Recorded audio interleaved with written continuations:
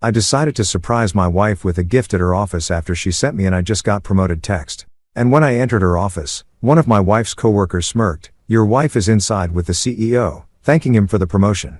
I opened the door and saw my wife and her CEO kissing passionately on his office couch. I left without a word, blocked all the cards, and changed the locks. But then something happened that no one expected. You know that feeling when you're about to surprise someone you love and your heart's doing this ridiculous tap dance in your chest? Yeah. Well, that was me at exactly 3:47 p.m. on what I now call the day my life took a hard left into crazy town. I'm gripping this walnut jewelry box I'd been slaving over for 3 weeks straight. Hand-carved, sanded until my fingers were basically leather, and polished to a shine that could blind a pilot. The thing was a masterpiece, if I do say so myself, and considering I usually have the artistic skills of a caffeinated squirrel, that's saying something. Clara had texted me about an hour earlier with news that should have had me doing victory laps around my workshop. I just got promoted. 4 little words that meant her years of kissing corporate ass and working weekends had finally paid off. My wife, Clara Monroe, had clawed her way up the corporate ladder at Pinnacle Solutions like she was training for the Olympics of office politics. And now she'd made it. Senior Marketing Director, corner office, the whole 9 yards. So naturally, being the supportive husband who still believed in grand romantic gestures, God, what an idiot, I decided this was the perfect moment to surprise her at work. Show up unannounced, present her with this handcrafted symbol of my love and pride, maybe even get some brownie points with her uptight colleagues who probably thought I was just some blue-collar schmuck who worked with his hands for a living. Pinnacle Solutions headquarters downtown is one of those glass and steel monuments to capitalism that basically screams, if you're not making 6 figures, you don't belong here. The kind of building where even the doormen look like they went to Harvard. I'm talking marble floors so shiny you could perform surgery using the reflection, elevators that probably cost more than my annual income, and that weird corporate smell of expensive coffee mixed with crushing ambition. Walking into that lobby always made me feel like I was wearing an "I don't belong here" sign. But today I had my secret weapon, that jewelry box, and the confidence that comes from knowing you're about to make your wife's day even better. The security guard, who'd seen me enough times to give me the courtesy nod, waved me through without the usual 20 questions about who I was visiting and whether I had an appointment. That's when Eli Grant materialized out of nowhere like some office gremlin. Now, Eli's one of those guys who looks like he practices his smug expression in the mirror every morning. He's got that whole "I peaked in college and never got over it" vibe going on, complete with the kind of designer stubble that probably requires a team of professionals to maintain. Clara had mentioned him before, always with this weird tone like she was talking about a mosquito she couldn't quite swat. He spotted me the second I stepped off the elevator on the 15th floor. And I swear to God, this dude's face lit up like he just won the Jackass lottery. He sauntered over with this grin that immediately set off every alarm bell I didn't even know I had. Well, he said, and I could practically taste the smugness dripping off his words. Look who's here with what looks like a very thoughtful gift. His eyes locked onto my jewelry box like a shark spotting a wounded seal. You know, your wife's inside with the CEO right now, thanking him for the promotion. Now, here's the thing about the way Eli said, thanking. He put this little emphasis on it, this tiny verbal wink that made the words sound absolutely filthy, like he was sharing some inside joke that I wasn't quite getting yet. My stomach did this weird flip-flop thing, but I pushed it down because, come on, this is Clara we're talking about. My wife of 6 years, the woman who still left me little notes in my lunch bag. Yeah, she told me about the promotion, I said, trying to keep my voice steady. Figured I'd surprise her. Eli's grin got wider, which I didn't think was physically possible. Oh, she'll definitely be surprised to see you. Then he just stood there watching me like I was some kind of entertainment, waiting for the show to start. I should have turned around right then. Should have listened to that little voice in my head that was suddenly screaming at volumes that could shatter glass. But no, I'm stubborn as hell when I want to be.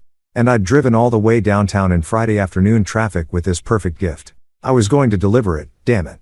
So I walked down that hallway toward Victor Hayes' corner office. You know, the CEO's private sanctuary where million-dollar deals get made and corporate dreams go to die.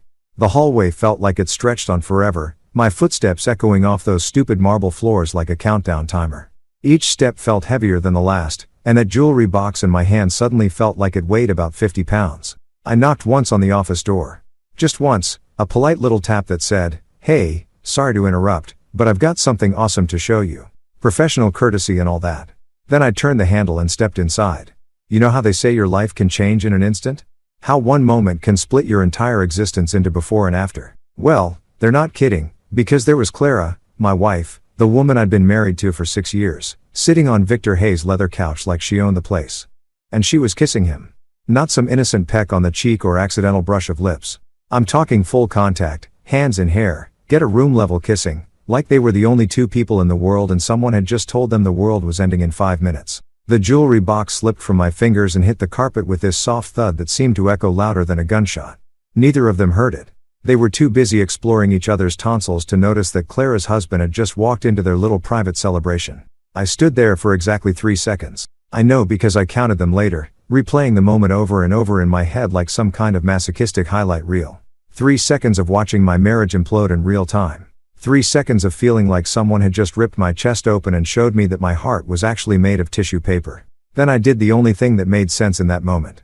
I turned around and walked away. No dramatic confrontation. No shouting match about betrayal and broken vows. No throwing that jewelry box at Victor's smug face, though God knows I wanted to. I just picked up my gift, turned on my heel, and walked out of that office like I was sleepwalking. The elevator ride down felt like falling through space. 15 floors of complete numbness, watching those little numbers tick down while my brain tried to process what I'd just witnessed. The lobby, the security guard's wave, the revolving door, all of it felt like I was watching someone else's life through a fog. And then I was standing on the sidewalk, surrounded by the usual downtown chaos of car horns and rushed conversations and the smell of hot dog vendors, feeling like I'd just been pushed off a cliff and was still waiting to hit the ground. The jewelry box was still in my hand, this beautiful symbol of love and commitment that now felt like evidence of just how stupid I'd been. That's when it hit me, my marriage wasn't just over. It had been over for a while, and I'd been the only one too blind to see it coming. The drive home was like being trapped in some weird autopilot nightmare where my hands knew exactly what to do, but my brain had basically checked out and gone fishing. I don't remember hitting a single red light. Don't remember changing lanes. Don't even remember starting the damn car. But somehow I ended up in my driveway, staring at the house that suddenly looked like it belonged to strangers. You know that thing your brain does when it's trying to protect you from completely losing your shit, where it just keeps replaying the same awful moment over and over like a broken record stuck on the worst song ever written. Yeah, that was happening in high definition surround sound, director's cut extended edition. Clara's lips on Victor's, her hands in his hair, the way she looked so completely comfortable, like this wasn't her first rodeo in his office. Like maybe this had been going on for a while and I'd been walking around with a giant clueless husband sign taped to my back. But here's the thing about shock, eventually, it wears off, and what's underneath isn't pretty. What's underneath is pure, concentrated rage mixed with a clarity so sharp it could cut glass. And suddenly, sitting in my driveway with that stupid jewelry box still mocking me from the passenger seat, I knew exactly what I needed to do. No confrontation, no dramatic speeches about betrayal and broken trust. No tearful arguments about how we could work through this if we just tried hard enough. Screw all that Lifetime movie bullshit. This was going to be surgical, clean, efficient. The kind of response that would make Sun Tzu proud.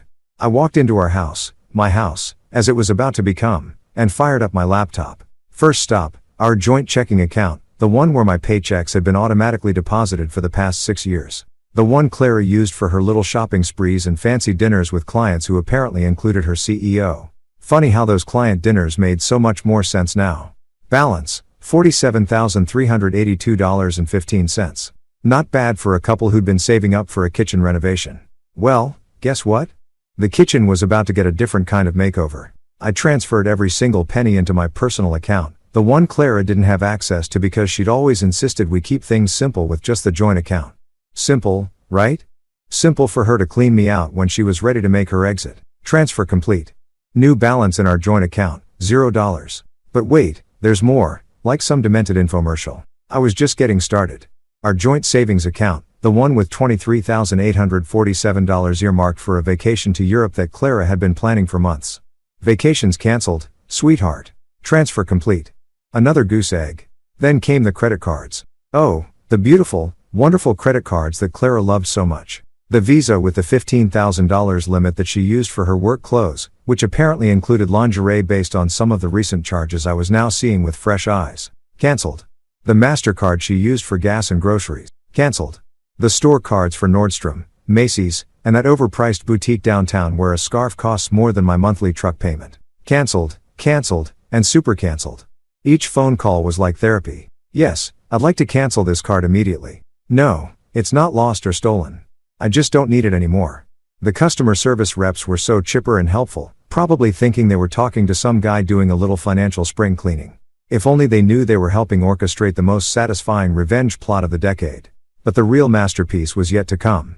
See, Clara had this thing about convenience. She loved having everything automated, everything seamless, everything handled by someone else so she could focus on more important things, like, apparently, making out with her boss. So over the years, she'd linked everything to those credit cards I'd just turned into expensive plastic rectangles. Netflix, gone. Amazon Prime, sayonara. Spotify Premium, enjoy the ads, baby. That fancy grocery delivery service where she ordered $200 worth of organic whatever twice a week? Sorry, payment method declined. The monthly flower subscription that made our house look like a funeral home, wilted. Her gym membership at that bougie place with the eucalyptus towels and complimentary smoothies. Time to find a new place to do those yoga poses she was probably practicing for Victor. And here's the beautiful part, I wasn't stealing anything. This was all my money, my income, my hard work paying for the lifestyle of a woman who'd been playing me like a fiddle while I danced to her tune like some lovesick puppet. Every penny I was moving had come from my paychecks, my overtime, my weekends spent fixing other people's houses so we could afford the life Clara wanted. The locks were next. I called my buddy Jimmy who runs a locksmith business and told him I needed a full rekey tonight. Emergency rates, whatever it took. Jimmy's good people. Doesn't ask too many questions when a friend sounds like he's been hit by a truck. He showed up around 8 o'clock with his van full of hardware and his no-nonsense attitude. Locked yourself out? He asked, though something in his tone suggested he knew this wasn't about lost keys. Something like that, I said, watching him work his magic on the front door. Need to make sure only the right people can get in.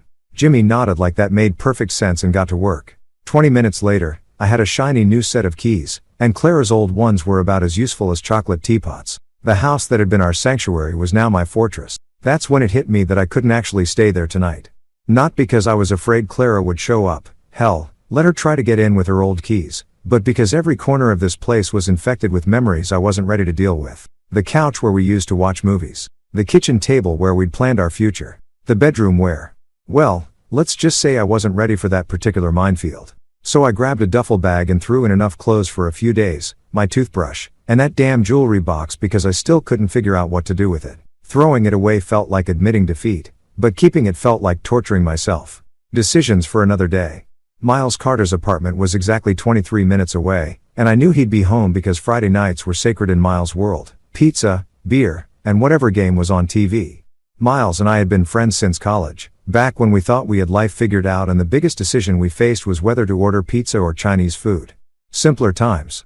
I knocked on his door at 9:47 p.m., holding my duffel bag like some kind of domestic refugee. Miles took one look at my face and stepped aside without a word. No, what's wrong? No, are you okay?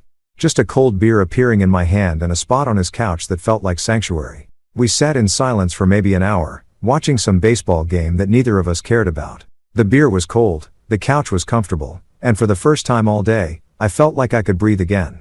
Miles didn't push for details, didn't offer advice, didn't try to fix anything. He just let me exist in the wreckage of my day without having to explain or justify or perform. Around 11 o'clock, I finally spoke. She's cheating on me. Miles nodded like I'd just told him it was raining. What do you need?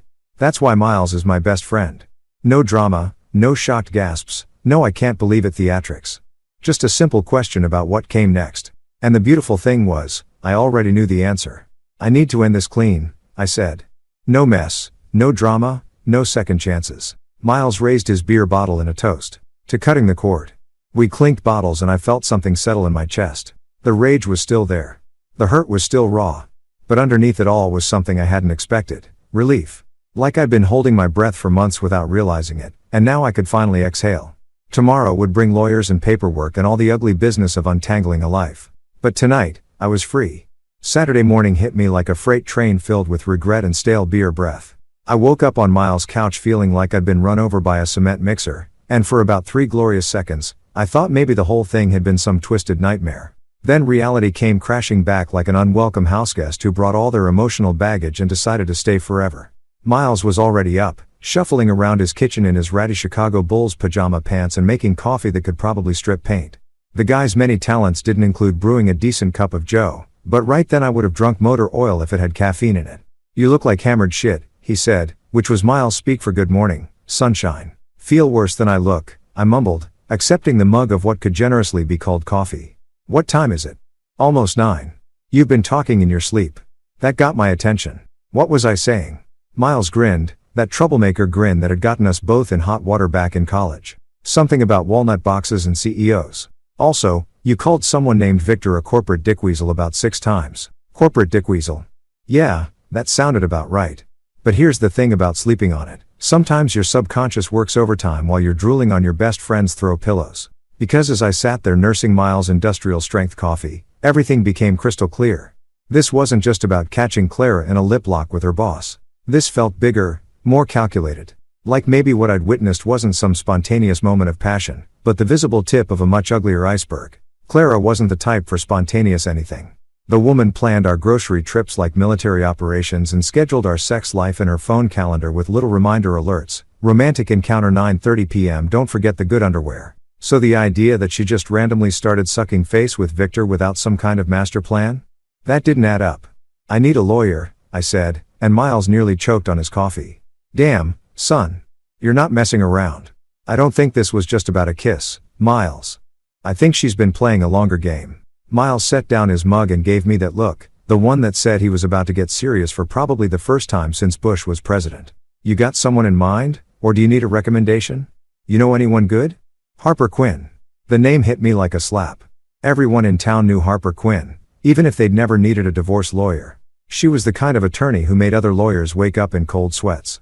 Local news had run a feature on her last year, calling her the Terminator in Armani after she'd taken some cheating investment banker to the cleaners so thoroughly that he'd had to move back in with his mother. Isn't she expensive as hell? Brother, you just drained your bank accounts and canceled everything with Clara's name on it. I think you can afford the best. Miles grabbed his phone and started scrolling. Besides, from what I hear, she's worth every penny, especially when you're dealing with someone who thinks they're smarter than everyone else in the room. That was Clara, all right. Always the smartest person at any dinner party. Always ready with some correction about wine or politics or whatever random topic came up. It was cute when we were dating. Less cute when you realized she probably thought you were an idiot, too. Miles found Harper's number and handed me his phone. Call now. Saturday appointments mean she's serious about her work. Harper Quinn's office was in one of those downtown buildings that screamed, I charge more per hour than you make in a month. All glass and steel and the kind of intimidating architecture that made you want to straighten your tie even if you weren't wearing one. I'd thrown on my best jeans and the button-down shirt Clara always said made me look presentable, which now felt like putting on a costume for a play I didn't want to be in. The receptionist looked like she'd stepped out of a magazine, perfectly styled hair, makeup that probably cost more than my truck payment, and a smile that was professional without being warm. Mr. Monroe? Miss Quinn will see you now. Harper Quinn's office was exactly what you'd expected from someone who spent her days dismantling people's lives with surgical precision. Floor-to-ceiling law books, a desk that could double as a landing strip, and diplomas on the wall that basically amounted to a PhD in making people regret crossing her. But it was Harper herself who really got your attention.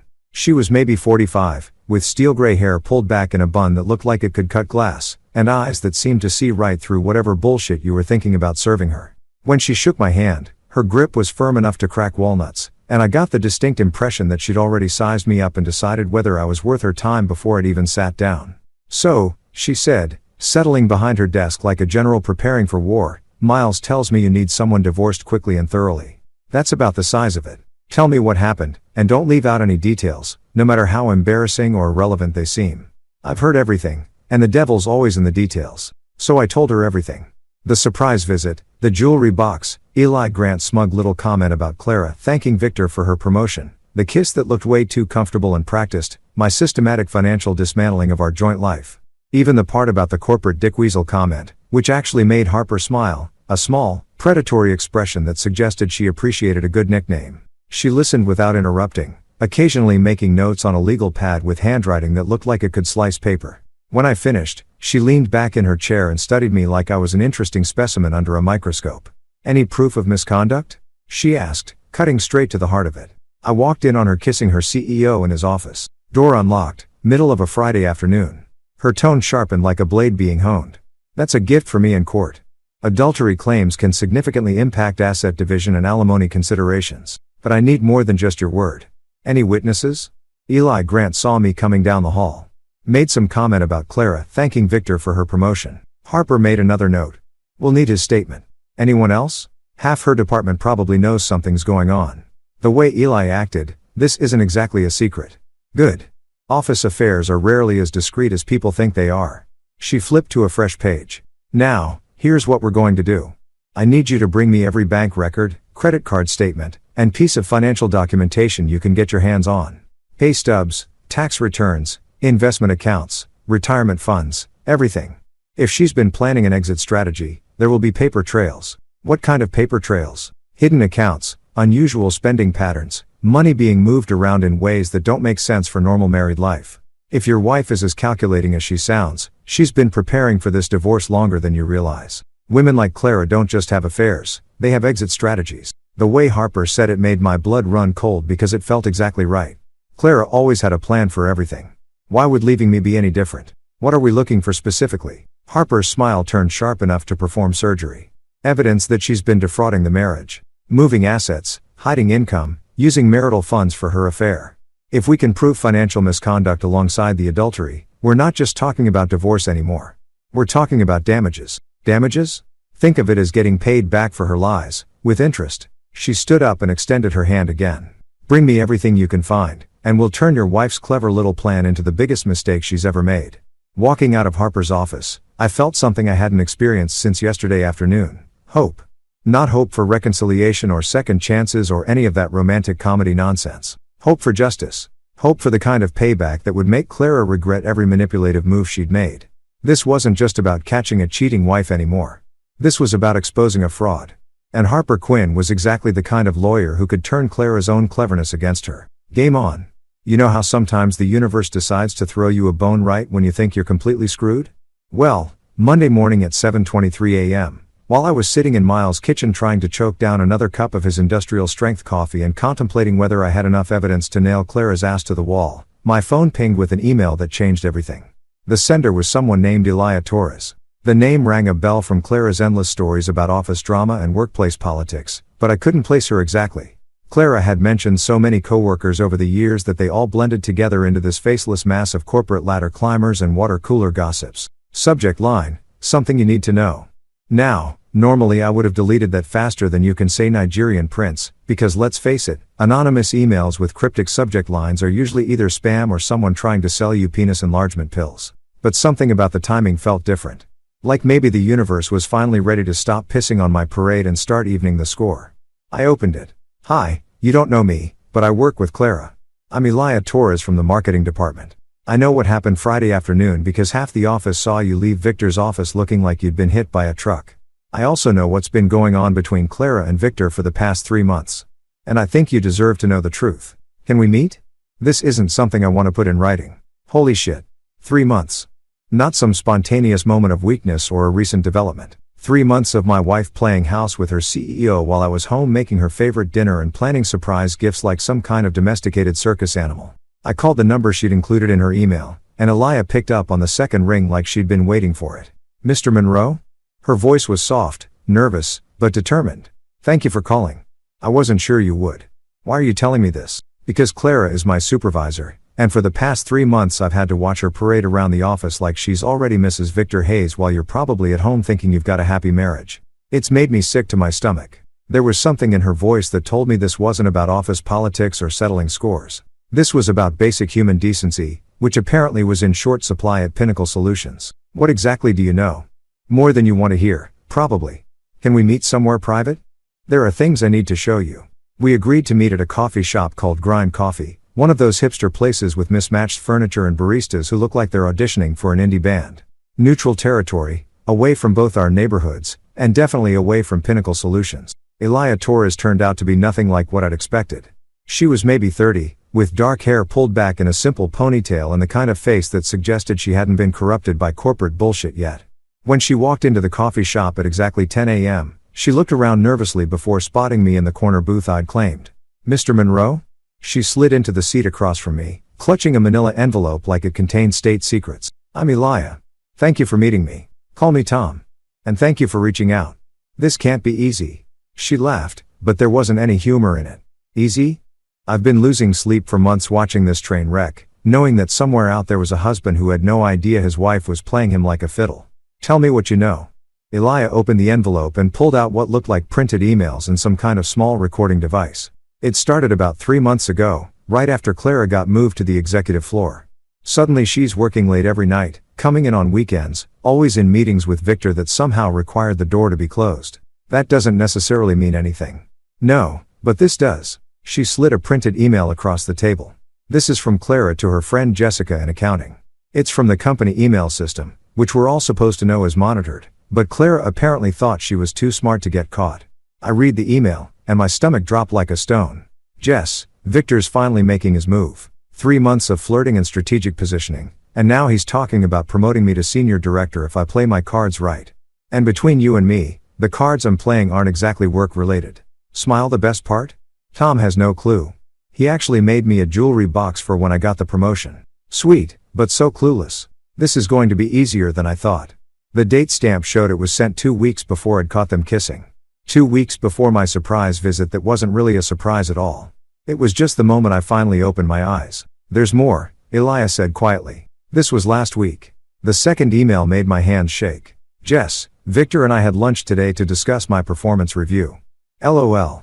He's basically promised me senior director plus a nice bonus if I keep him happy. The timing couldn't be better. Tom just finished paying down the mortgage with his overtime money from that big renovation project. Once I get my promotion locked in and milk this for a few more months, I'll file for divorce and take half of everything. He's too trusting to see it coming. By Christmas, I'll have a corner office, a fat bank account, and a CEO boyfriend.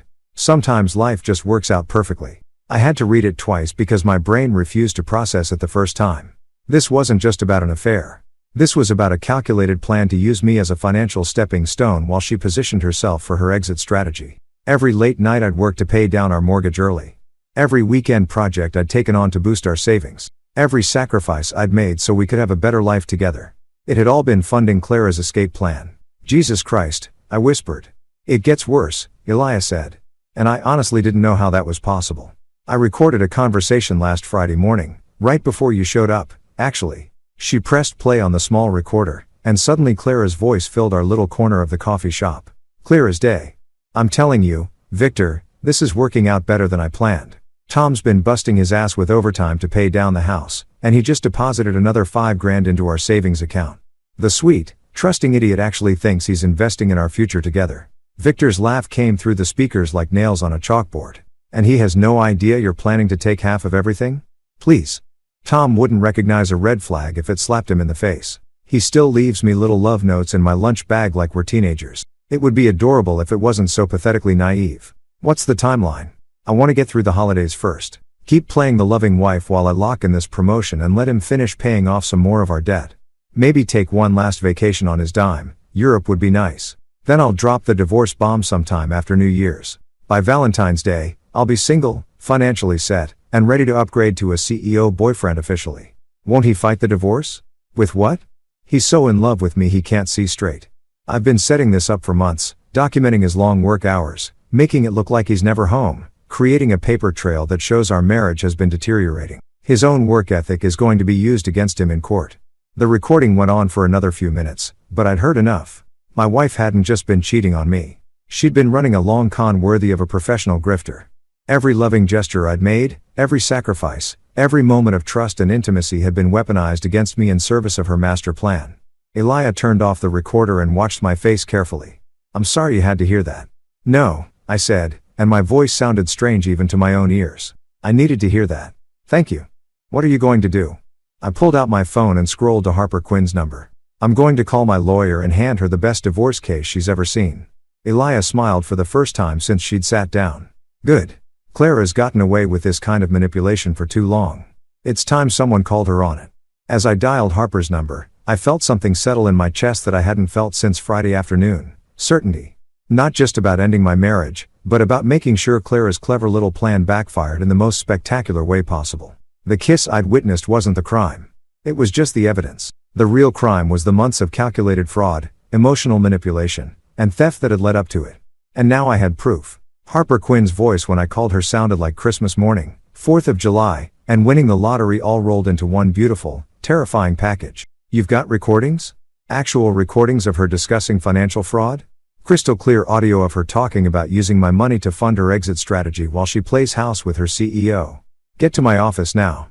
Cancel whatever you're doing today because we're about to build a case that'll make legal history in this town. 30 minutes later, I was back in Harper's war room, watching her transform from intimidating attorney into something that resembled a shark that had just caught the scent of blood in the water. She'd called in her paralegal, a sharp-eyed woman named Sarah, who looked like she could organize the invasion of Normandy while simultaneously solving a Rubik's Cube.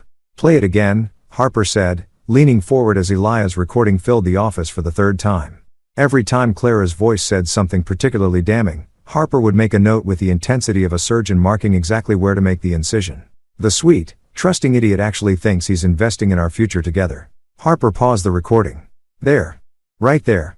She's admitting to intentional deception regarding the use of marital assets. That's textbook fraud. Is that enough? Oh, honey, we're just getting started." She turned to Sarah. "Pull up the financial records he brought in last week. I want to cross-reference every transaction with the timeline she's laid out in these recordings." What followed was 3 hours of the most satisfying detective work I'd ever witnessed. Sarah spread out bank statements, credit card bills, and financial documents across Harper's conference table like she was assembling a puzzle that would spell out Clara's doom in 12-point Times New Roman font. "Look at this," Sarah said, pointing to a series of credit card charges from September.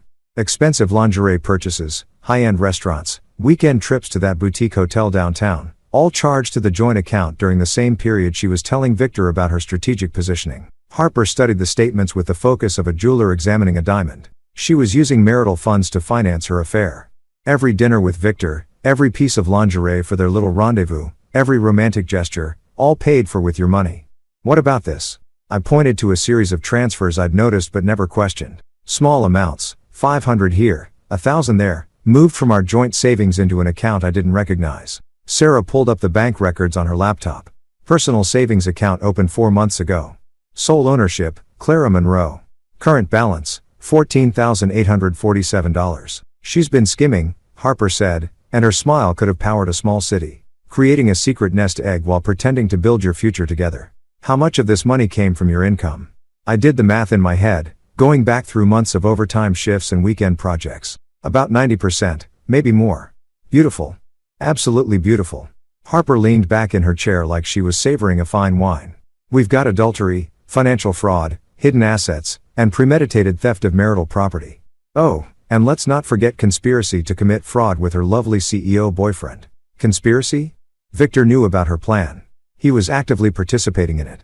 "That makes him a co-conspirator in the financial fraud." Harper's eyes lit up like she'd just discovered fire. "We can go after both of them." Sarah pulled out another folder. "I did some digging into Pinnacle Solutions' employee handbook and ethics policies. Relationships between executives and subordinates require disclosure to HR and legal. There's no record of any such disclosure, which means Victor violated company policy while using his position to facilitate Clara's fraud." Harper was practically purring. "This keeps getting better." We spent the next hour documenting everything. The timeline of Clara's affair mapped against her financial behavior. The pattern of marital funds being used to finance her relationship with Victor. The secret account where she'd been parking money stolen from our joint finances. The recordings that proved intent and premeditation. "What about her promotion?" I asked.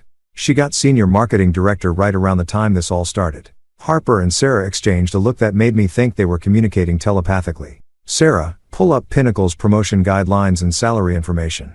"Already on it." Sarah's fingers flew across her keyboard. Senior marketing director position became available in August. Clara was promoted in September, which coincidentally matches the timeline of her first recorded conversations about playing her cards right. So she literally slept her way into a promotion using my money to finance the seduction. "That's exactly what she did," Harper said. "And it's going to cost her everything." Sarah handed me a legal pad covered in her neat handwriting. "Here's what we've documented so far. Financial manipulation, $47,382 in joint account funds used without consent to finance an extramarital affair. Evidence includes restaurant receipts, hotel charges, and luxury purchases during the period of the affair. Hidden assets, $14,847 in a secret personal account funded through systematic transfer of marital assets without spousal knowledge or consent. Premeditated fraud, audio recordings proving Clara's intent to use marital resources to fund her exit strategy while maintaining the pretense of a loving marriage. Conspiracy with Victor Hayes, evidence of Victor's knowledge and participation in Clara's plan to defraud the marriage while using his corporate position to provide financial benefits through promotion and bonus structures. Violation of employment ethics, undisclosed relationship between supervisor and subordinate resulting in financial benefit to the subordinate. Theft of marital property, systematic removal of funds from joint accounts for personal use while hiding the existence of those funds from spouse. This isn't just a divorce case anymore, Harper said, organizing the documents into neat stacks. This is fraud, theft, conspiracy, and probably a dozen other things I'll think of before we're done. We're not just divorcing her, we're going to make her pay for every lie she told and every dollar she stole. What kind of damages are we talking about? Harper smiled that predatory smile I was learning to love. At minimum, return of all stolen funds plus interest, potentially punitive damages for the fraud. And given the premeditated nature of her scheme, we're going for full asset forfeiture. She planned to take half of everything. Now she'll be lucky to leave with the clothes on her back. Can we really do that? Honey, with evidence like this, we can do whatever we want. Clara thought she was the smartest person in the room, but she made one crucial mistake. What's that? She documented everything. Every email, every recording, every financial transaction, it's all evidence of her intent to defraud. She built her own case against herself and handed it to us on a silver platter. Sarah gathered up the financial documents and started organizing them into file folders. I'll have the formal filing ready by tomorrow morning. Full divorce petition with fraud claims, asset recovery, and damages. What about Victor? Harper's smile turned absolutely vicious. Oh, we're going after him too. Civil suit for his role in the conspiracy. Plus, I'll be having a little conversation with Pinnacle's board of directors about their CEO's creative interpretation of company ethics policies. Standing up to leave, I felt something I hadn't experienced in years, the intoxicating rush of being completely, utterly in control of my own destiny. Clara had spent months planning my destruction, using my own love and trust against me like weapons. But now the tables had turned, and her own cleverness was about to become the instrument of her downfall. One more thing, Harper said as I reached the door. Don't contact Clara. Don't respond to her calls or texts. Let her wonder what's coming. The longer she thinks she's gotten away with this, the more satisfying it'll be when reality hits. Walking out of Harper's office, I felt like I was floating. Clara wanted to play games? Fine. Let's see how she liked playing against someone who knew all her moves before she made them. Game on, sweetheart. Game on. The beautiful thing about letting someone hang themselves with their own rope is that they'll do most of the work for you. All you have to do is sit back, stay quiet, and watch them tie knot after knot until they've created their own noose. And Clara, well, she was about to give a masterclass in self-destruction. It started Tuesday morning at 6:47 a.m. with a text that made me nearly choke on Miles' battery acid coffee. Where the hell are you? Your truck isn't in the driveway, and none of my cards are working. I stared at the message for a solid 30 seconds, savoring every letter like it was aged whiskey. So she'd finally tried to buy something and discovered that her plastic fantastic lifestyle had been suddenly and permanently discontinued. Part of me wanted to text back something sarcastic like, "Welcome to the real world, sweetheart." But Harper's advice echoed in my head, don't contact Clara. Let her wonder what's coming. So I deleted the text and poured myself another cup of Miles' industrial strength wake-up juice. Text number 2 came 20 minutes later. Tom, this isn't funny. Call me back. We need to talk. The thing about Clara's version of we need to talk was that it usually meant you need to listen while I explain why you're wrong about whatever you think you saw or heard or experienced. She had this amazing ability to make you question your own memories, your own eyes, your own sanity. 6 years of marriage had taught me that Clara could convince a fish it was drowning and needed to buy gills from her premium aquatic respiratory solutions company. But not anymore. Not when I had recordings of her calling me a sweet, trusting idiot while planning to rob me blind. Text number 3 arrived during my lunch break. Tom, whatever you think happened, you're wrong. That wasn't what it looked like. Victor was just congratulating me on my promotion. Please call me. Oh, that was Rich. Congratulating her with his tongue halfway down her throat. Yeah, that's totally how professional congratulations work in the corporate world. I'm sure HR would love to hear about Victor's innovative approach to employee recognition. I screenshotted that text and sent it to Harper with a message. She's starting the damage control campaign. Harper's response came back in under 5 minutes. Perfect. Let her keep digging. Every lie she tells now is another shovelful of dirt on her own grave. By Wednesday, Clara had moved into full panic mode. The texts were coming every few hours now, each one more desperate than the last. Tom, I know you're getting these messages. This is childish. We can work through this. It was just a mistake. I'll quit my job. We can start fresh somewhere else. You're being ridiculous. Marriage means working through problems, not running away. Tom, please. I love you. That last one almost made me laugh out loud. She loved me. She loved my paycheck, my credit rating, and my willingness to work overtime to fund her lifestyle. She loved having a reliable, predictable husband who would rebuild her kitchen while she was out playing tonsil hockey with her CEO boyfriend. But me, the actual person? She'd made it pretty clear in those recordings that she thought I was pathetic. Thursday brought a new development. Clara had apparently discovered that I'd changed the locks. I know this because Miles got a hysterical phone call from her at his work, demanding to know where I was and why I wasn't answering my phone. She sounded like a crazy person, Miles reported over dinner at this dive bar that served burgers the size of hubcaps. Kept saying something about how you'd lost your mind and were destroying everything over nothing. What did you tell her? That you were fine and she should probably call a lawyer. Miles grinned and took a massive bite of his burger. She didn't like that suggestion. I bet she didn't. She also asked if I thought you were having some kind of breakdown.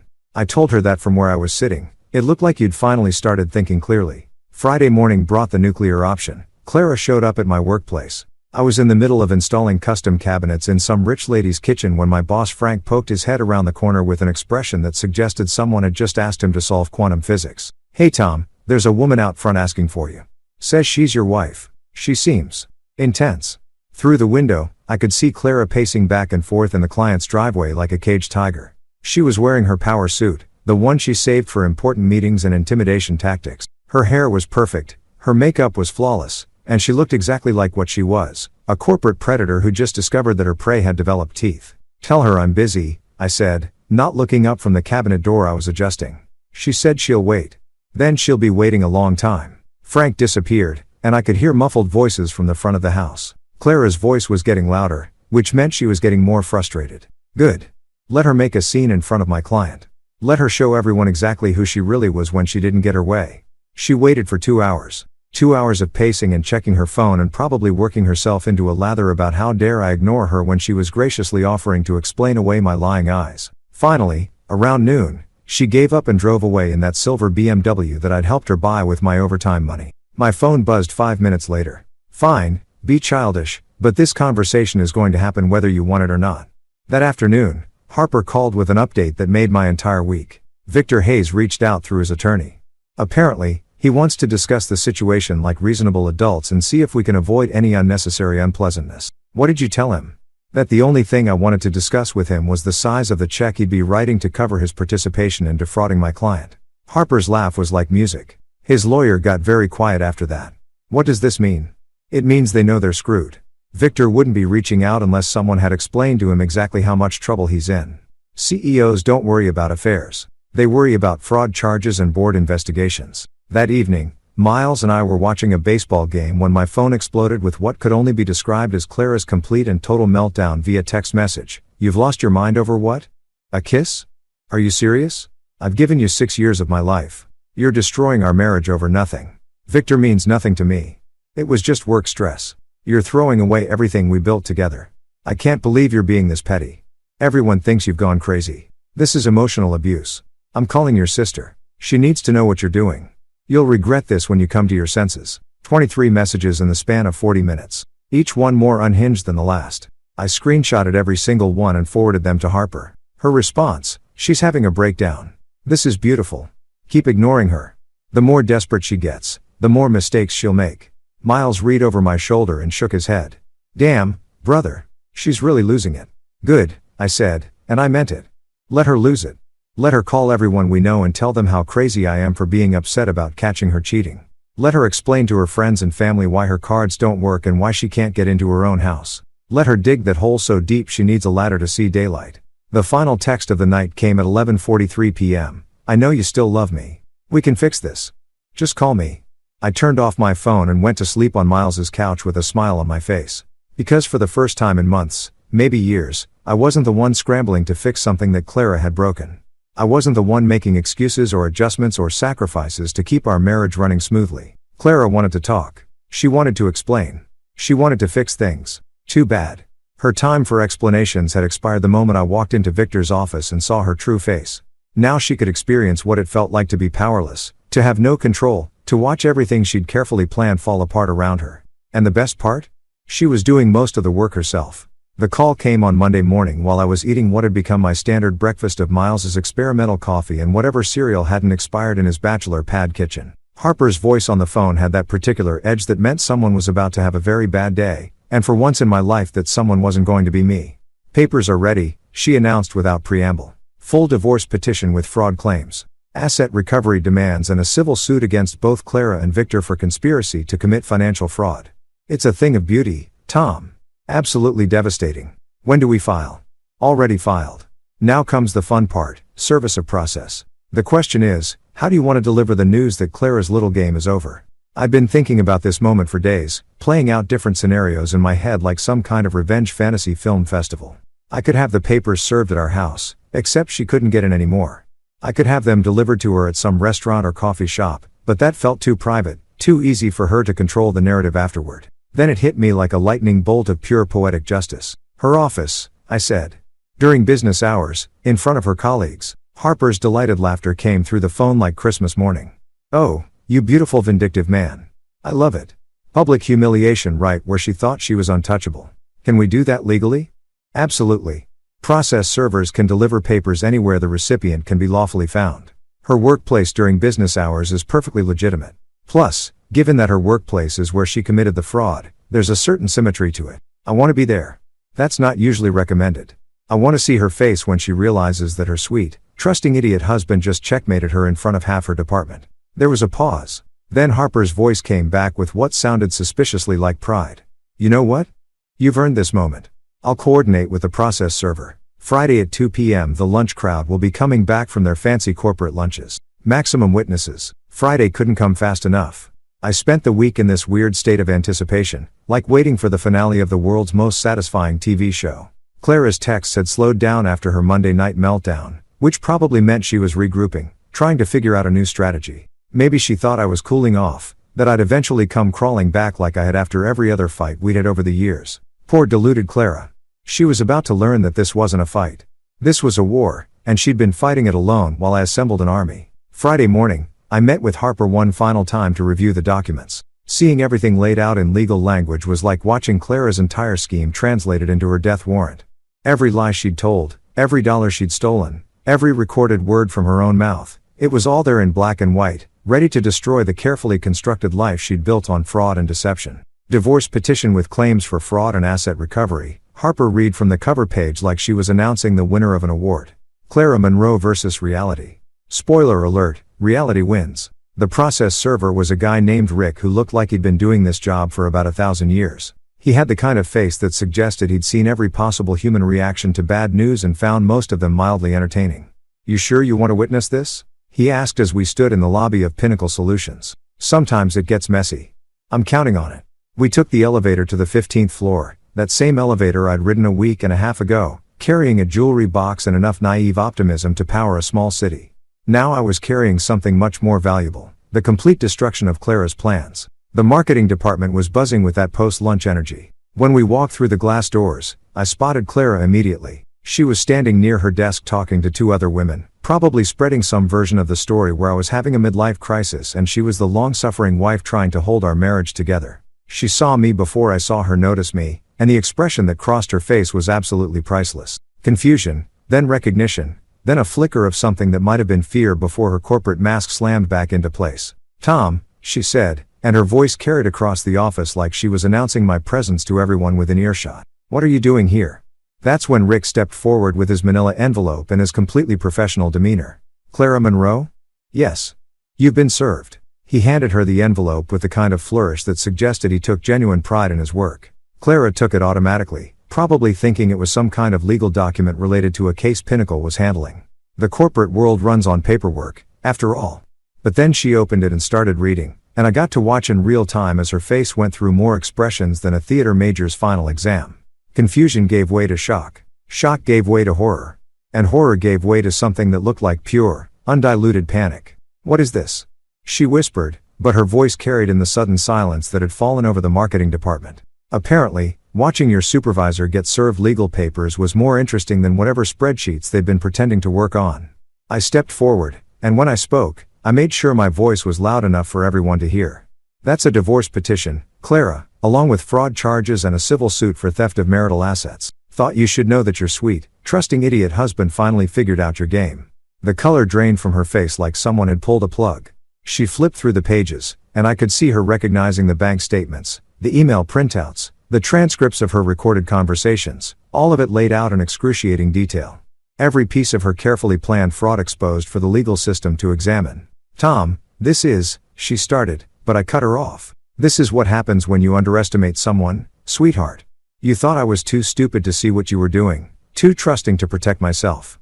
Turns out you were wrong about a lot of things. That's when Victor appeared, probably drawn by the commotion like a moth to a flame. He took one look at the papers in Clara's hands, then at the process server, then at me standing there with the expression of a man who just won the lottery. "What's going on here?" he demanded, trying to inject some CEO authority into his voice. Rick, bless his professional heart, had another envelope ready. "Victor Hayes?" "Yes. You've been served." And just like that, Victor Hayes, CEO of Pinnacle Solutions, was standing in his own office lobby holding papers that detailed his participation in conspiracy to commit fraud and about 6 other charges that Harper had dreamed up during her more creative moments. The silence in the marketing department was so complete you could have heard a pin drop in the next county. 20-some corporate professionals were getting a front row seat to the spectacular implosion of their supervisor and their CEO.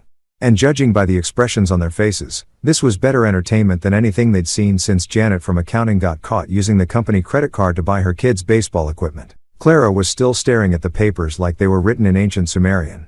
"You can't do this," she finally managed. "Actually, I can," I said. And I just did. "See, the thing about fraud, Clara, is that it's illegal. Even when you're really, really clever about it. Even when you document your plans in emails and record yourself bragging about how easy it's going to be." Victor was reading his own papers now, and his face had gone from its usual corporate tan to something approaching the color of old oatmeal. "This is ridiculous. We'll fight this." "You do that," Harper said, appearing beside me like some kind of legal angel of death. "I'm looking forward to deposing both of you under oath. Clara can explain to a judge how she used marital funds to finance her affair while planning to defraud her husband. And you can explain to your board of directors how their CEO was sleeping with subordinates and helping them commit financial crimes." Clara's legs seemed to give out, and she sank into her desk chair like she'd been deflated. "Tom, please. We can work this out privately." "No, Clara, we can't. You made this public when you decided to steal from me while screwing your boss. Now everyone gets to see exactly who you really are." I looked around the marketing department, taking in all the shocked faces and dropped jaws. For anyone who's curious, everything's in the public court filings. Makes for some interesting reading.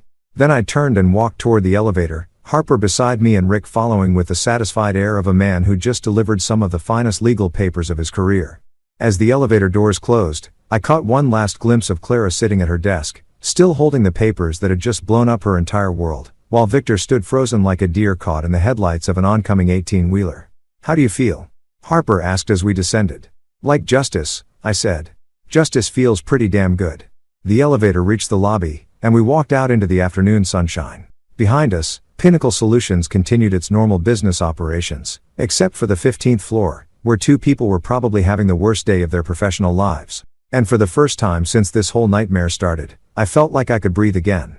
The high from watching Clara's world implode in front of her colleagues lasted exactly 3 days. Then reality set in with all the subtlety of a sledgehammer to the face. I was homeless, living on my best friend's couch, and still technically married to a woman who'd spent months planning to financially destroy me. The house that had been our home for 4 years was sitting empty, locked up tight, but still full of memories I wasn't ready to face and furniture that reminded me of a life that had been built on lies. So Tuesday morning, while nursing what had become my standard breakfast of Miles's industrial strength coffee and existential dread, I made a decision that felt both terrifying and liberating. I was going to sell the house. All of it. Every stick of furniture, every carefully chosen decoration, every shared memory that had been tainted by Clara's betrayal. Sophie Lambert had been our realtor when we bought the place, back when Clara and I still believed we were building something real together. Sophie was one of those people who could sell ice to Eskimos while making them feel grateful for the opportunity. She had this way of talking about houses like they were living, breathing entities with personalities and destinies, which had seemed charming when we were buying but now felt like exactly what I needed. I called her from Miles's kitchen, pacing around his tiny living room while I waited for her to pick up. "Tom Monroe." Sophie's voice came through the phone like sunshine and optimism had a baby. "How are you? How's Clara? How's the house treating you?" "That's actually why I'm calling, Sophie. I need to sell." There was a pause that lasted just long enough for me to hear the wheels turning in her head. Sophie had been in real estate for 15 years, which meant she'd seen every possible reason why people suddenly needed to sell their dream homes. She was probably mentally running through the greatest hits: job loss, financial trouble, divorce, death in the family, or the always popular "we realized we hate each other and this house has become a monument to our mutual misery." "I see," she said carefully. "Is this a time-sensitive situation?" "You could say that. I need it gone fast. And I mean everything. House, furniture, lawn ornaments, the works. I want to walk away with nothing but a check and the clothes on my back." Another pause. Sophie was definitely in therapist mode now, probably trying to figure out how to handle a client who sounded like he was either having a breakdown or making the most rational decision of his life. Tom, can I ask, is everything okay? Everything's about to be okay, Sophie. But first, I need to get rid of every reminder of the last 6 years of my life. Oh. And in that single syllable, I could hear Sophie's extensive experience with divorce sales clicking into place. I understand completely. Let me ask you this, are we talking about a get the best possible price situation, or more of a get this done quickly before I burn it all down situation? Option B, definitely option B. Sophie's laugh was warm and completely without judgment. Honey, you wouldn't believe how often I get calls like this. Let me tell you something, keeping a house that makes you itch every time you look at it is like keeping a shirt that doesn't fit and reminds you of every bad decision you've ever made. Sometimes the healthiest thing you can do is walk away. And just like that, Sophie Lambert became my new favorite person. No questions about whether I was sure. No suggestions that I might want to wait and think it over. No platitudes about how time heals all wounds. Just practical, straightforward advice from someone who understood that sometimes you need to burn the bridge to stop yourself from going back across it. When can you come look at it? How about this afternoon? I can meet you there at 2, take some pictures, and we'll have it listed by tomorrow morning. 3 hours later, I was standing in the driveway of the house I'd thought would be my forever home, watching Sophie walk around with her camera and her tablet, turning our former sanctuary into a commodity. It was weird seeing the place through her eyes, not as the home where Clara and I had planned our future, but as 2,400 square feet of sellable real estate in a good neighborhood with decent schools and a 2-car garage. Curb appeal is fantastic, Sophie murmured, snapping photos of the front yard I'd spent countless weekends perfecting. New roof, updated windows, mature landscaping. This is going to move fast. Walking through the front door felt like entering a museum dedicated to someone else's life.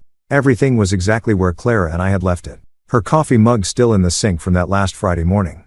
My weekend project notes still scattered across the kitchen counter. The throw pillows on the couch still arranged the way she liked them. It was like a snapshot of a marriage frozen at the exact moment it died. Nice hardwood floors, Sophie said, her heels clicking across the living room. Original crown molding, updated kitchen, good natural light. What are you thinking for price point? Whatever gets it sold fastest. I'm not looking to maximize profit here, Sophie. I'm looking to maximize closure. She nodded and made a note on her tablet. I respect that. Let's price it to move. In this market, with this condition, I can probably have you 3 offers by the weekend if we price it right. We walked through every room, Sophie pointing out selling features while I mentally cataloged everything I wanted to keep versus everything I never wanted to see again. The furniture Clara had picked out for the bedroom, gone. The dining room set we'd bought for dinner parties that never happened, gone. The expensive artwork she'd insisted would elevate the space, definitely gone. What about personal belongings? Sophie asked as we stood in what used to be our bedroom. Usually I recommend staging with existing furniture, but if you want everything gone. Everything, I said. I'll take my tools from the garage, my dad's old recliner from the basement, and maybe 1 or 2 photo albums. Everything else can go with the house or to charity. I don't care which. Sophie looked at me with something that might have been admiration. That's remarkably healthy, Tom. Most people torture themselves trying to divide up every last fork and picture frame. You're just letting it all go. The way I see it, that stuff belonged to the person I was when I thought my marriage was real. That person doesn't exist anymore, so he doesn't need his stuff. We finished the walkthrough in the kitchen, where Sophie pulled out her phone and started making calls to her photographer, her staging crew, and what sounded like half the real estate agents in the city. This was Sophie in her element, turning emotional devastation into a smooth, efficient business transaction. Photographer tomorrow morning, listing goes live tomorrow afternoon, she announced. I'm thinking open house this weekend, and with any luck, we'll have multiple offers by Monday. That fast? Honey, you'd be amazed how quickly houses move when people aren't emotionally attached to every doorknob and paint color. Plus, your price to sell, the house is gorgeous, and the market's hot. This is going to be like throwing chum to sharks. As Sophie packed up her things, I took one last walk through the house alone. Each room told the story of a different version of myself, the guy who'd believed in forever, who'd worked overtime to pay down the mortgage early, who'd thought he was building something permanent with someone who loved him. That guy had been an idiot, but he'd been a hopeful idiot. And there was something almost sweet about his naive optimism. But that guy was gone now, and his house needed to go with him. You okay? Sophie asked, finding me standing in the living room staring at nothing in particular. Yeah, I said, and I meant it. I'm ready to let someone else have their shot at happily ever after. Maybe they'll do better than I did. Maybe they will. But you know what? Your story isn't over yet. This is just the end of one chapter. Sophie locked up the house and handed me the key. Call me if you need anything. And Tom? You're doing the right thing. Sometimes the bravest thing you can do is walk away from something that's already dead. Driving away from the house for what I knew would be the last time, I felt something unexpected. Relief. Not sadness, not regret, not even anger, just pure, clean relief. Like I'd been carrying a backpack full of rocks for months without realizing it, and someone had finally helped me take it off. The house would sell. Some young couple would buy it and fill it with their own dreams and fights and mundane Tuesday nights. They'd repaint the walls and rearrange the furniture and slowly replace every trace of the life Claire and I had built there. And that was exactly what needed to happen, because I was done living in a museum dedicated to my own stupidity. It was time to build something new. The house sold in 3 days. 3 days. Sophie called me Wednesday afternoon sounding like she'd just witnessed a miracle, which I guess in real estate terms she had. Apparently, we'd had 7 showings, 5 offers, and 1 bidding war that ended with a young couple offering $15,000 over asking price because they had to have it.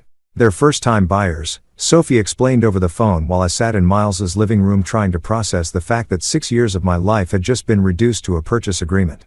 Just got married last month. Both have good jobs, pre-approved for financing. They want to close in 2 weeks. What about the furniture? They're buying everything. Lock, stock, and barrel. They loved Clara's decorating style and said it would save them months of shopping. Sophie paused. Tom, they seem like really good people. I think they're going to be happy there. And just like that, my past was officially sold to a couple who still believed in forever. Good for them. Maybe they'd have better luck with happily ever after than I did. The closing was scheduled for the following Friday, which gave me exactly 9 days to figure out what came next. Miles had been great about letting me crash on his couch, but even the world's best friendship has limits, and I was pretty sure those limits didn't include a permanent roommate who talked in his sleep about corporate dick weasels. I needed my own place, somewhere I could start over without ghosts lurking in every corner, somewhere that had never heard Clara's laugh or seen her arrange throw pillows or watched her practice her I'm just an innocent wife expression in the bathroom mirror. That's how I ended up walking around downtown on Thursday morning looking for apartment signs and trying to figure out what kind of life I wanted to build from scratch. It was weird being completely untethered from everything. No mortgage, no shared bank accounts, no one else's opinion to consider about where I lived or what I needed. Liberating and terrifying at the same time. I was walking down Harbor Street, checking out a loft space above what looked like an antique shop, when I literally ran into my future. Well, technically I almost ran into her, but the end result was the same. She was carrying a 40-pound sack of coffee beans like it weighed nothing, which should have been my first clue that this wasn't your average coffee shop owner. I was looking up at apartment windows instead of watching where I was going, and we nearly collided right in front of Harbor grounds. Whoa there, speedster, she said, adjusting her grip on the coffee sack with a grin that could have powered the entire downtown district. You trying to start a one-man stampede, or just practicing your urban obstacle course skills? Sorry, I said, feeling like an idiot. I wasn't paying attention. No harm done. But next time you might want to watch where you're going instead of staring at Mrs. Patterson's apartment windows like you're casing the joint. She nodded toward the second floor. Unless you're actually interested in renting from her, in which case I should warn you that she's got 3 cats, plays polka music at volumes that violate several noise ordinances, and her idea of modern plumbing involves a bucket and good intentions. I laughed despite myself. Good to know. I'm actually looking for a place. Well, you're in luck. She shifted the coffee sack to her other shoulder. I've got a loft space available right here above my shop. 1 bedroom, decent kitchen, and the best perk in town. Unlimited access to coffee that doesn't taste like it was brewed with motor oil and regret. That's when I really looked at her. She was maybe 35, with auburn hair pulled back in a messy bun that somehow looked intentional, and eyes that suggested she found most of life mildly amusing. She had the kind of face that made you want to hear her opinion about things, even if you didn't know what things yet. You own this place? Renee Calder, proprietor of Harbor Grounds and occasional savior of caffeine-deprived souls. She stuck out her hand, which was surprisingly strong for someone who probably spent most of her day making lattes. And you are? Tom Monroe, professional furniture installer and recent expert on starting over. Oh. Something in her expression shifted, like she'd just placed me in a mental category labeled people who've been through some shit. Fresh start, huh? Something like that. Well, Tom Monroe, why don't you help me get this coffee upstairs, and I'll show you the loft. Fair warning, it's not fancy, but it's clean, quiet, and comes with a landlord who minds her own business and makes a mean cappuccino. The loft was perfect, not because it was luxurious or impressive, but because it was completely, utterly neutral. White walls, hardwood floors, big windows that let in actual sunlight, and absolutely zero history. No memories lurking in the corners. No ghosts hiding in the closets. No emotional baggage crammed into the kitchen cabinets. Previous tenant was an artist, Renee explained as we walked through the space. Moved to Portland because apparently that's where artists go to discover themselves and develop expensive coffee habits. Left it in good shape, though. The bedroom was just big enough for a bed and a dresser. The kitchen had enough counter space for someone who didn't plan to host dinner parties. The living room had a view of the harbor that made you want to sit by the windows and watch boats come and go. It's perfect, I said, and I meant it. Really? Most people want to see 3 or 4 places before they decide.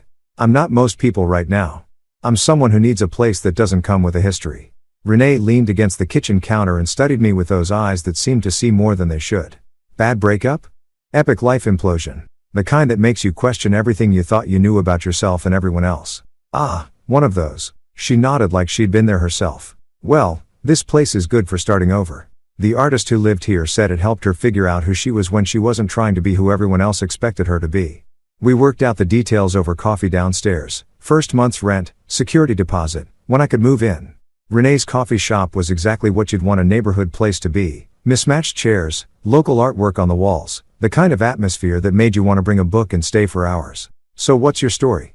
I asked, settling into a chair that looked like it had been rescued from someone's grandmother's dining room. Divorced 3 years ago from a guy who thought my coffee shop was a cute hobby until he realized I was making more money than his accounting firm. Renee's smile had an edge to it. Turns out some men don't handle it well when their wives are more successful than they are. His loss. Damn right it was. Best thing that ever happened to me, actually, forced me to figure out who I was when I wasn't trying to make someone else happy all the time. We sat in comfortable silence for a while, watching the afternoon crowd drift in and out, regulars who knew Renee by name, students with laptops who bought one coffee and stayed for hours, business people grabbing their afternoon caffeine fix. It felt like a real neighborhood, the kind of place where people actually knew each other. Can I ask you something? Renee said as I was getting ready to leave. Shoot. What happened to make you need to start over?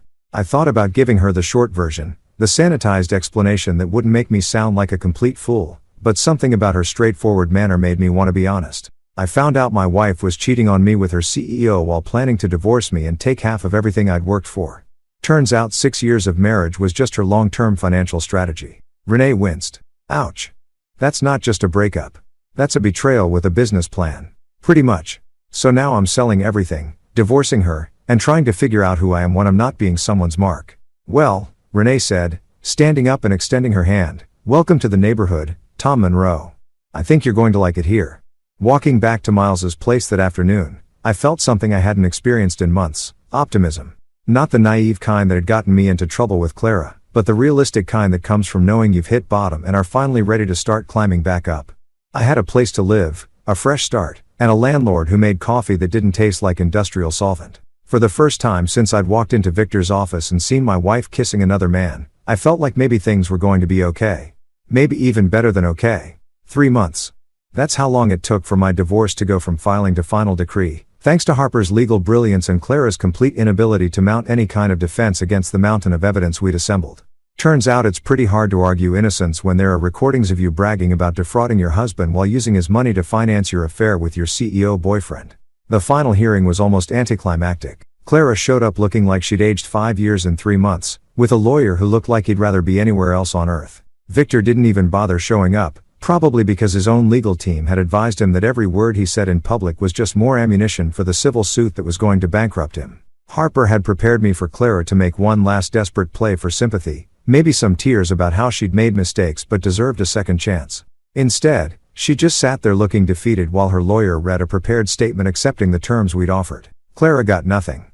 No assets, no alimony, no claim to anything we'd built together. She walked away with her personal belongings and whatever money she had in that secret account, which after legal fees probably amounted to enough for a security deposit on a studio apartment somewhere. The civil suit against Victor was still pending, but Harper was confident we'd get a substantial settlement. Apparently, boards of directors take a dim view of CEOs who use their corporate positions to facilitate fraud schemes, especially when those schemes involve subordinate employees. Victor's golden parachute had turned into a lead balloon, and Pinnacle Solutions was distancing themselves from him faster than you could say fiduciary responsibility. But the real victory wasn't the money or the legal vindication. The real victory was sitting in my loft above Harbor Grounds on a Tuesday morning in February, drinking coffee that actually tasted like coffee, watching the harbor through my windows, and realizing I was genuinely happy for the first time in years. My life had become beautifully simple. I worked on renovation projects during the day, came home to a space that was entirely mine, and spent my evenings either reading books I'd never had time for or hanging out downstairs in Renee's coffee shop, watching her work her magic with the neighborhood regulars. Renee and I had developed what could best be described as a friendship with possibilities. We'd started with polite landlord-tenant conversations about rent and maintenance issues, progressed to sharing coffee and conversation about everything from local politics to favorite books, and gradually evolved into something that felt like the foundation of something real. She never pushed for details about my divorce, never tried to fix me or heal me or any of that therapeutic bullshit. She just accepted that I was someone who'd been through something ugly and was working his way back to normal. In return, I tried to be the kind of tenant and friend who showed up when she needed help moving furniture or fixing the espresso machine that had a tendency to rebel against proper maintenance. It was easy, comfortable, real in a way that my marriage to Clara had never been, even in the beginning when I thought we were happy.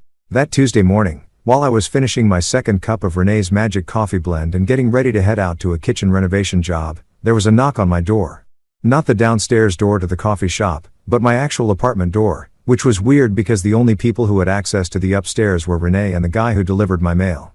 I opened the door to find a box sitting on the landing with a note attached. This was delivered to the coffee shop. Figured you'd want to deal with it privately. The return address made my stomach clench, Clara Monroe, followed by an address I didn't recognize in what looked like a not great part of town. Inside the box were photos, letters, and various mementos from our 6 years together, the detritus of a failed marriage, carefully packed and shipped like evidence from a crime scene. I carried the box downstairs and found Renee wiping down tables in the pre-opening quiet of her shop. She looked up when I came down the stairs, took one look at my face, and immediately poured 2 cups of coffee without being asked. "From the ex?" she said, nodding toward the box. "Yeah. Memory lane's greatest hits, apparently. Want some company while you go through it? Or would you rather do it alone? Company sounds good. If you don't mind watching someone sort through the wreckage of 6 years of lies." We spread everything out on the big table by the window where Renee usually set up her laptop to do paperwork. Photos from our wedding, vacation pictures, love letters from when we were dating, ticket stubs from movies and concerts, all the little artifacts that accumulate when 2 people build a life together. Looking at it all laid out like that, I was struck by how normal it looked, how happy we seemed in the pictures, how genuine my smile appeared in photo after photo, and how perfectly Clara had played the part of loving wife and partner. If you didn't know the truth, you'd think you were looking at evidence of a real love story. "You look happy," Renee observed, studying a photo of Clara and me at some friend's wedding. I was happy. That's the weird part. I wasn't faking it or pretending or lying to myself. I genuinely thought we were building something real. Maybe you were. Maybe she was the one who was faking it. I picked up a letter Clara had written me during our 2nd year of marriage when I'd had to go out of town for a week-long job. It was full of missing me and counting days until I came home and all the things you'd expect from someone who actually loved the person they were writing to. "The thing that gets me," I said, "is that she was so good at it. If someone can fake this level of affection for 6 years, how do you ever trust anyone again?" Renee was quiet for a moment, studying the spread of photos and letters. "You know what I think? I think Clara wasn't necessarily faking everything in the beginning. I think she probably did care about you, maybe even loved you in whatever way she was capable of loving someone. But somewhere along the line, she started seeing you as a means to an end instead of as a person. When do you think that happened? Probably gradually. People don't usually wake up one morning and decide to become sociopaths. They start making little compromises with their conscience, telling themselves small lies, justifying increasingly shitty behavior until they've convinced themselves that everyone else is just too naive to play the game as well as they do. I went through everything systematically, dividing it into 2 piles, things that felt worth keeping and things that needed to go. Most of it ended up in the disposal pile. Photos where Clara's smile looked too perfect. Letters that now seemed calculated. Gifts that had probably been chosen for their strategic value rather than their sentiment. But I kept one photo, not because it was a good memory, but because it was a reminder. Clara and me at a company Christmas party about 2 years ago, both of us smiling at the camera. She looked beautiful and happy and completely innocent. It was the perfect image of a woman who was already planning my destruction while posing as my loving wife. "Why that one?"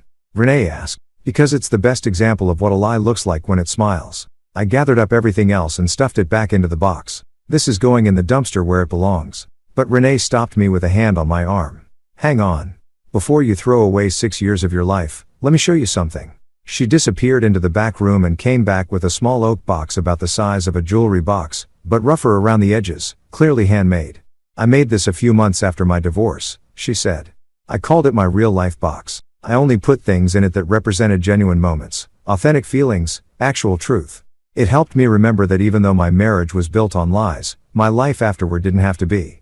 She opened it, and inside were photos of her with friends, ticket stubs from concerts she'd gone to alone, a pressed flower from the day she'd signed the lease on the coffee shop, a note from a customer telling her that her coffee had made their terrible day better. Everything in here represents who I actually am when I'm not trying to be who someone else wants me to be, she said. Want to start your own? That's when I remembered the walnut jewelry box, the one I'd made for Clara's promotion. The one that had been in my hands when I discovered her betrayal. The one I'd been carrying around like some kind of talisman of my own stupidity. Actually, I said, I think I have just the thing. I went upstairs and brought down the jewelry box, that perfect symbol of misplaced love and naive trust. But looking at it now, I realized it wasn't a symbol of my failure. It was a symbol of my capacity to create something beautiful, to put time and care and skill into making something meaningful for someone I loved. The fact that Clara hadn't deserved it didn't diminish the craftsmanship or the intention behind it. You made this? Renee asked, running her fingers over the smooth walnut finish. For her promotion. The one she got by sleeping with her boss. It's beautiful, Tom. Really beautiful. I opened the box and put in the photo of Clara, my reminder of what lies look like when they smile. Then I added my loft lease because it represented my independence. A photo Miles had taken of us at a Cubs game last month because it represented real friendship. The business card Harper had given me after the divorce was finalized because it represented standing up for myself. Finally, I pulled out my phone and took a picture of Renee holding the box, her face lit up with that genuine smile that had become the best part of my days. What's that for? She asked. The first authentic thing that's happened to me in years, I said, and added the photo to the box. Renee looked at the photo, then at me, and her smile turned into something that made my chest feel warm in a way I'd almost forgotten was possible. So, she asked, what happens now? Now, I said, closing the box carefully, I only keep the real things. And for the first time since I'd walked into Victor's office and seen my wife kissing another man, I felt like my future was something worth building.